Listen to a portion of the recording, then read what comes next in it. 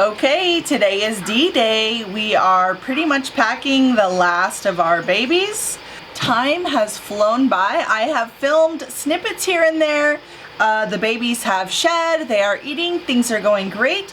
We've had a few sales and pretty much the last ones are out the door, except for my few holdbacks, and that has been a challenge.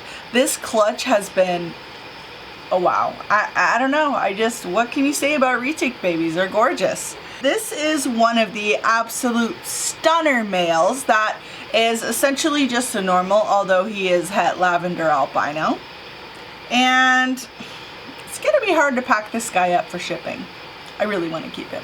This is one of the female tigers who is Het Lavender Albino.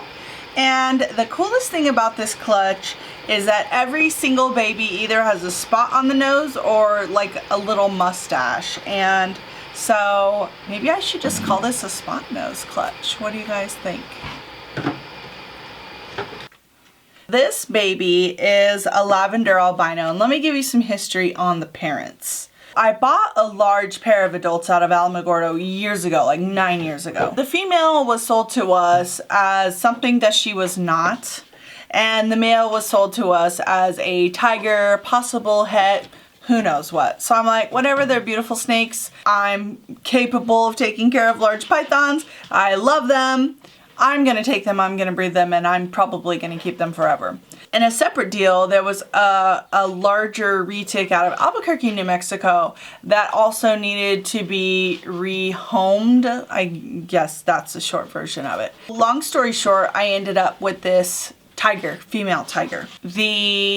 Oh gosh, well I guess I'm telling two different stories here. We haven't even shown that second clutch yet. Anyway, so the female was sold to us as an ultra ivory platinum, which I questioned right away, but I wasn't sure what she was. So anyway, she has been proven out just to be a Lavender Albino, which is awesome because lavender can throw a number of things. Normals, obviously, because, well, het normals, because albino is recessive, but also lavender can make purples if the father's also carrying albino genetics. From a lavender, you can expect, if the father's also carrying recessive genetics, you can expect normal looking hets, purples, and lavenders, which are all just freaking amazing.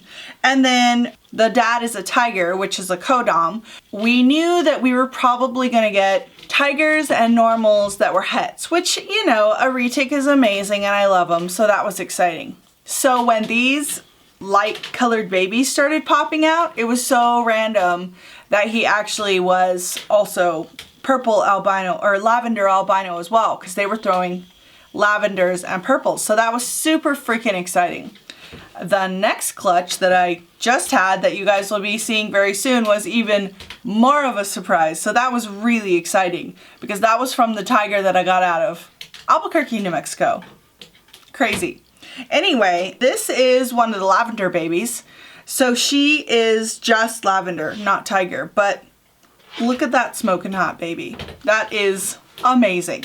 Oh, and one of these babies is going to Tyler Jones. So you need to pick your baby pretty soon, Tyler, because we're packing up retics tonight. So this little lady here is a purple albino. And if she looks a little like wrinkly, it's because this one's already going blue again. Because man, they're just like growing and eating and shedding and awesome.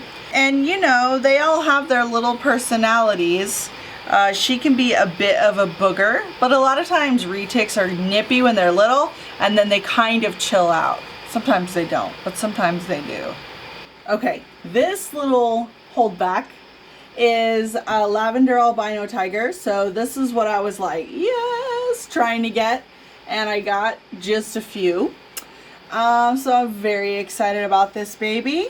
Also actually has a really good temperament too. So a little tip if you have a baby retic that's not wanting to get started, obviously try live, monitor closely, blah blah blah. I think you guys know all this stuff. Anyway, retics are not for everyone, but do your research, and if it's the right pet for you, they can be so rewarding. I find reticulated pythons just to be so incredible. You know, There's no other animal like them. Although I do have some more exciting stuff coming up in the very near future. So definitely be watching for that. Huge thanks to tongs.com. This is my big python hook that I wrangle mamas with. We have all kinds of stuff that we use from tongs.com. I will link their company below. I also wanted to give a shout out and a thanks to Michael Voorhees, who's a newer acquaintance. We've been doing some business recently, as well as Samson and Aubrey Pruitt. Honestly, we didn't know what the genetics in these animals were because of the way they came to us, and so we had a lot of questions. We really wanted to get some second opinions before we started labeling animals and actually selling them as this is what it is for sure. So huge thanks to both Pruitts because you guys are amazing. I've been working with retics for a long time, but I certainly haven't been specialized in retics the way the two of you fine gentlemen have. So much respect for both of you guys. And Michael, it's been fun hanging out with you as well recently.